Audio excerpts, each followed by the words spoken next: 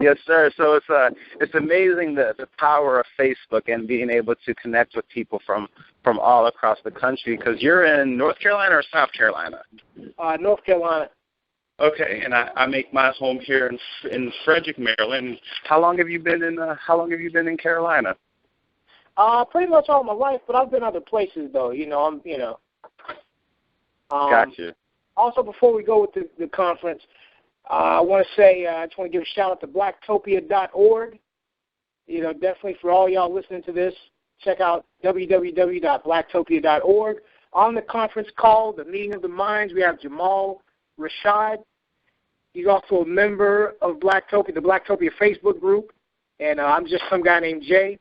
I just want to give this a proper introduction, because since we're going to put this out, release this to the public, I just want to kind of spice it up a little bit and not make it seem like it's just such a personal conversation, Amen, amen, and I definitely appreciate that. I appreciate all you do with Blacktopia.com and the Facebook group, and you're definitely the most consistent member in that page, and I appreciate you doing what you're doing for Blacktopia and growing it, and together we could grow this, and I just want to. Real quick, let's tell each other about our background, because this is, our first time ever having a conversation with each other. So, Jay, why don't you start? And if you don't mind, why do they say some guy named Jay? What's up with that? I'm some guy named Jay. That's actually the podcast blogger name that I use. I actually been using some guy named Jay since 2000. I believe about 2008, 2009, that's when I started using it. Before that, I used to call myself J. Coleman, that's actually my name. And, since there's a rapper, J. Cole, mm-hmm. and, that's very popular. And I plan to be just as successful and big as he is, even with my name. I decided to use that as kind of like a pen name or a stage name, even though I'm not I'm not a rapper. But just me doing these podcasts and things, I would consider myself a performer. I've also hosted events and things like that, under that name. And on top of that, you're going to find out in this podcast, I've done a little bit of everything. A jack of all trades, but really kind of a master at none. That's why I'm still kind of, each year is I'm going to be the next big thing each year because I'm just kind of very good at a lot of different things instead of just excellent at one thing. But it's all good as long as I do what I do, and I do have success at it. I do make money at it. I do do various different things, not just the things you guys see on Blacktopia or the things y'all see on Facebook. It's just a lot of behind the scenes things I do. So did I answer your question? I think I went way off and started plugging stuff. Yeah. Actually, somebody, before I started calling myself that, somebody else just kind of called me that, kind of, swaying me off, kind of, just some guy named Jay. And so I said, hey, I'm going to take that, and that's going to be me. I'm just some guy named Jay. There you go. I like it. Cool. Well, as we already know, I'm Jamaal Rashad, and the company I'm with is called Legal Shield.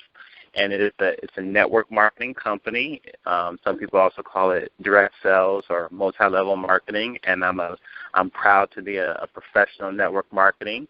And I got introduced to Legal Shield about 5 years ago. And when I first got introduced to Legal Shield, I was working at a rather large company, but for professionalism, I won't tell you the name, but the initials are UPS. And I was working there 50 to 60 hours a week. And I was $15,000 in credit card debt, and I was broke, and I was frustrated. And I don't know about you, but I don't see the point in, working that many hours and still being broke. So I met a guy at the gym at the YMCA in Frederick, Maryland, and he said, hey, man, let's get together. We can have lunch, and you can see what I do. And I was like, okay, man, that sounds cool with me, because I'm the type where I'll look at any opportunity, because at the end of the day, you can always say no. So I went over to his house. I saw the information. I said, you know what, I could see how this could work. My first year, I paid off all $15,000 in credit card debt on a part-time basis. I left UPS in 2013, and then a year ago today, well, not today, but a year ago this month, I was awarded our company car, which is a BMW. And that's cool because before Legal Shield, I wasn't driving a BMW. And if Legal Shield wasn't paying for the BMW, then I definitely wouldn't be driving it to this day. So I'm just a testament of the beauty of the network marketing profession. And I'm excited to be able to form this mastermind because my vision for it is to have a mastermind call and a podcast where people from all across the country, all across the world, could listen to it on a weekly basis. And they could get ideas, they could get tips, they could get strategies, they could get personal stories, they could get, of course, as we continue this, it will start to have a more concrete format. But I want it to be something generic. It doesn't matter what your industry is, what your profession is. Anybody could get onto the call, and they could pick up something from the call. So that's kind of where my mindset is. And so what type of so you're in the music industry, correct? Is that the best way to yeah, entertainment industry? Music and media. And I just want to just say, well, it's just the music business, more so the media business. More on the journalism, PR end of it, actually. So I don't play any instruments or sing or rap myself. Mm-hmm. But I also do marketing promotions for independent artists and labels. I've been doing that. I've actually been doing that on and off for years.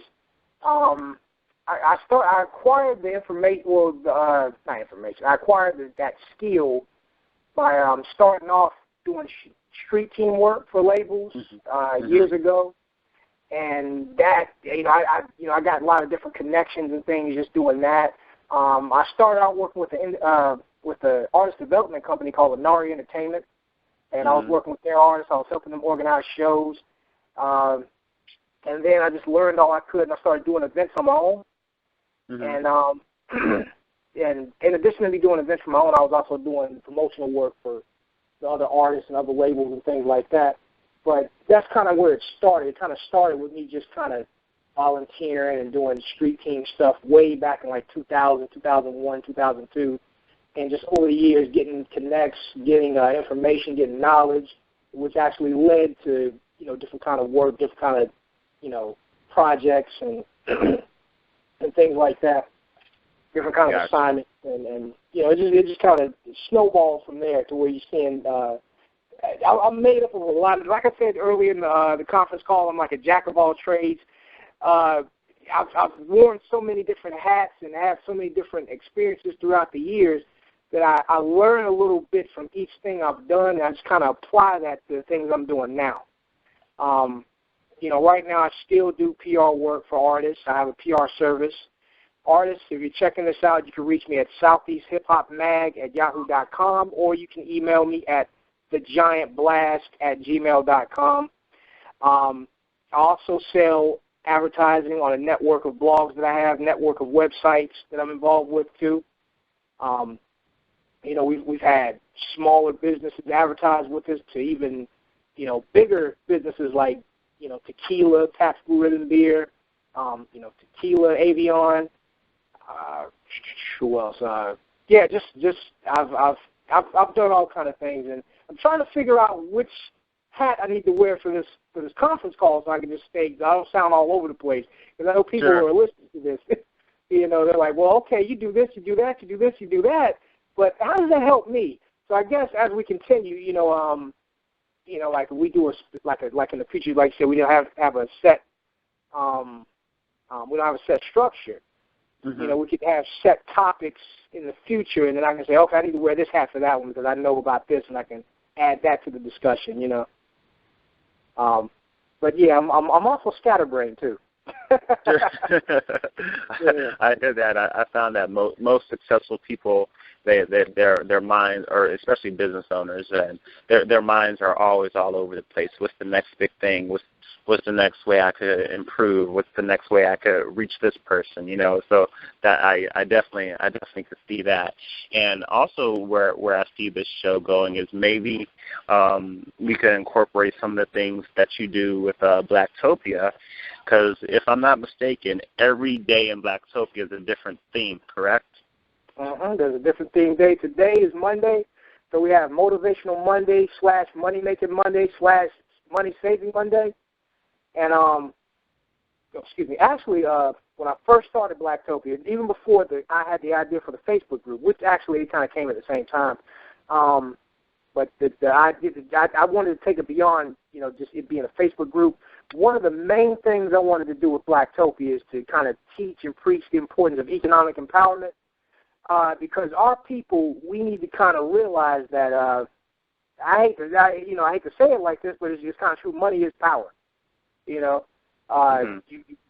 could do things like, because we're always in our community, we're always talking about, well, we need funding for this, and we need funding for schools, and we need funding for our communities, and money, and we're broke, and that's why we're in the condition that we are. But then we turn around and say money ain't everything. Money's the root of all evil. Right. Yeah, so that kind of mindset, it kind of keeps us from moving forward. We cry because, like people actually, I even made a post like this in Blacktopia, and a few people balled their fist up and got a little angry, but it's true.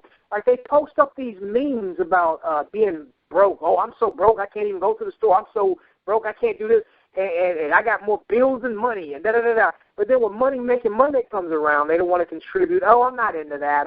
That's boring. I'm not, But this is why they're in, this is why where excuse me, I'm getting all tongue-tied. This is why they are where they're at, because, they have that mentality, oh, money is not, like, we demonize money. We demonize it. Right, yes. And I it was a post a while back where they talked about Charlie Sheen. They talked about that in Blacktopia, where they were saying that he was acting like this because he got all that money. But, I mean, Oprah Winfrey has more money than him, and there's all kind of people that got money that don't do those kind of things. I don't believe that money makes you wild out like that. I believe that Charlie Sheen, yeah, exactly. Charlie Sheen was broke. I still believe he'd still be living that lifestyle. He'd be doing it on a smaller scale. I believe money just enhances what you already are. So if you're a nice, caring, giving person, if you have a lot of money, you're still going to be nice and caring and giving. Like, look at Mark Zuckerberg giving away his money, and look at Oprah Winfrey starting all kind of schools and charities and things. So there's humanitarians that give their money out, and even if they didn't have the money, I still believe they'd be in a soup kitchen somewhere or making bag lunches for the homeless or something, even if they didn't have the money, And so I feel like our people, we need to stop demonizing money. We need to learn not just how to make money, but learn how to be good with money. Because it's like okay, like people live check to check. We shouldn't be. I mean, if you're living check to check and you're content with that, then yes, keep doing what you're doing. But if you're living check to check and you're complaining about that, you need to do something. And instead of just being content, or instead of just they're not content if they complain about it. Instead of just complaining about it every week, oh, I'm living check to check and this is my life. You don't have to accept that. You don't have to accept the condition that you're in. And 9 times out of 10, they put themselves in those economic situations. Nobody, like, okay, if you're 18, you got 8 kids, and you're complaining that your kids take all your money, you had the kids. You didn't accidentally have 8 kids at such a young age, Right. The choices that you made, the decisions that you made led you down that path. If you're stuck at a job that you hate, you put yourself there. You apply. I know you say, well, I got to do what I got to do. But, yeah, that's true. But your lifestyle choices, the things that you made, that led you down that path to getting that job that you hate. You may have not have gotten the education that you should have gotten to get a better job or even have a better career. You didn't take the right kind of, the right kind of steps. You didn't, I mean, I guess you know what I'm trying to say here. Yeah, I know exactly what you're trying to say, and I am with you on all levels, and it's so funny because when you said money enhances who you are, I was like, wait a minute, did he see me post that on Facebook? Because I've posted something similar to that on Facebook, and I've only in my life heard one other person say that. That's actually my mentor. His name is Brian Crothers, and he's a best-selling author now, but he has a book called Money Mindset. And basically what he says is your bank account is a reflection of your mindset about money. So what you need to do is you need to figure out a way to change your mindset about money. Like, for instance, a great example he says is if you think money is the root of all evil, or rich people are bad, or, something like that, that mindset is repelling money from you.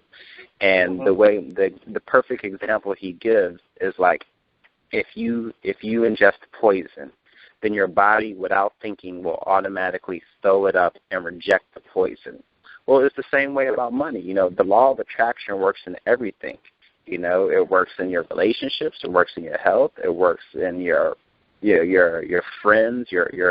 Maybe not your family, because you can't control that, right? But it works in your associations. It works in the things that and it's the exact same thing about money. So I'm so glad you said that. And moving forward, I think, at least once a month, one of our calls could be focused on, money, and then maybe 1 week a month, our calls could be focused on, what are some books that we are reading. And then maybe 1 week a month, it could be focused on what are some other podcasts that we listen to, because I love listening to podcasts. And then, maybe 1 week we could talk about some movies that we have liked and things that we have learned from movies, So I'm excited about forming this and watching it come together and seeing where it's going to be, hell, even 2 months from now, because we will grow every single time that we're on this call. And also what we're going to think about is how many times do we want to have a guest speaker, or what's the maximum numbers of people that we can have on this call. So for the audience that's listening to this, if you have an idea, then please shoot us a message on Facebook or YouTube or Twitter, whatever, and we could discuss that on the podcast. If you want to be a guest speaker, then we could do that. If you want to listen to the call live, then we could allow you to do that. If we want you to be a co-host of the call, then we could do all that. So the sky's the limit. And one thing that I am a big stickler of not going over time limits. Like, I do a lot of networking events, right? And at the networking events, you're supposed to give your 30 to 45-second infomercial. And one of the things I've learned is as soon as somebody says, hey, will everybody please give their 30-second infomercial, as soon as you hit 31 seconds, then you are losing the audience. They are rolling their eyes, and you're the one who's being unprofessional.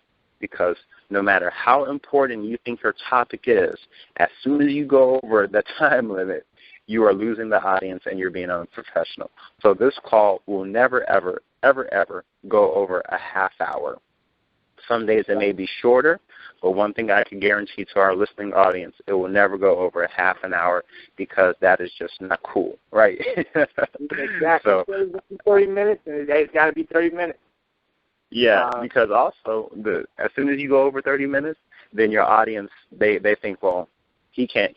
They think that you're not good for your word. You're breaking trust with your audience.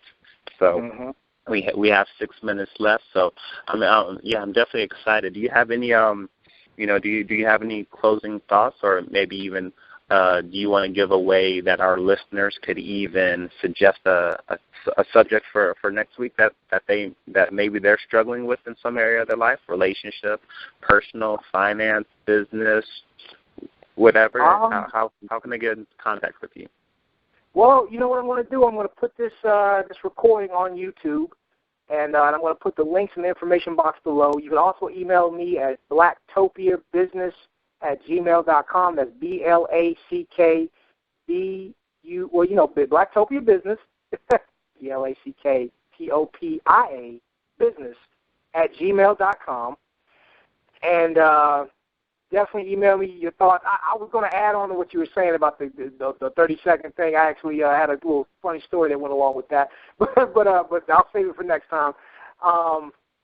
And yeah, just hit us up, and also check out blacktopia.org. We're going to talk more about economic empowerment and the importance of, networking, network marketing, economic empowerment, money, blah, blah, blah, blah, all that stuff we need to know, Okay, cool. And also one thing about this podcast is no subject is going to be off limits, because I spend the majority of my time in a suit and tie, but I absolutely hate being PC. So we could talk about race. We could talk about religion. We could talk about politics. We could talk about, gun control. We could talk about anything. And that's definitely something that I want to see. So, and then what we'll do is we will put a disclaimer out before the show, right from the beginning. Hey, today we're going to be talking about politics. So if you get offended easily, this is not the show that you're going to want to listen to. So I think it's important to encompass every area of life. You can't have blinders on and say, well, I don't want to talk about that because it doesn't affect me. Well, it does affect you. You may not care about it, but it affects you, and if it doesn't affect you, it affects somebody you know. But so the way people can reach me is Jamaal at JamaalRashad.com, JAMAAL at Jamaal, RASHAD.com. Phone number is 301-639-5861. If you call me, leave me a voicemail, because I do not answer calls from numbers I don't recognize. And, of course, you could shoot me a text. And if you leave me a voicemail, I'll definitely call you back, because I don't return phone calls. I get so many phone calls, and I'll call somebody back, and they're like, oh, yeah, sorry, I pocket dialed you. I didn't even mean to call you. So I just don't return phone calls anymore unless they have a voicemail attached to it. So with that being said, I look forward to talking to the audience again, to all our members. I thank each and every one of you. And Jay, to end the recording, all you have to do is press *9 again, and then I would probably wait about 5 seconds, and then you could go ahead and hang up the line, and I'll email you the file. All right, that'll work. All right, my friend. Well, thank you. It was a pleasure. It was a pleasure connecting with you for the first time, and I look forward to a future podcast together.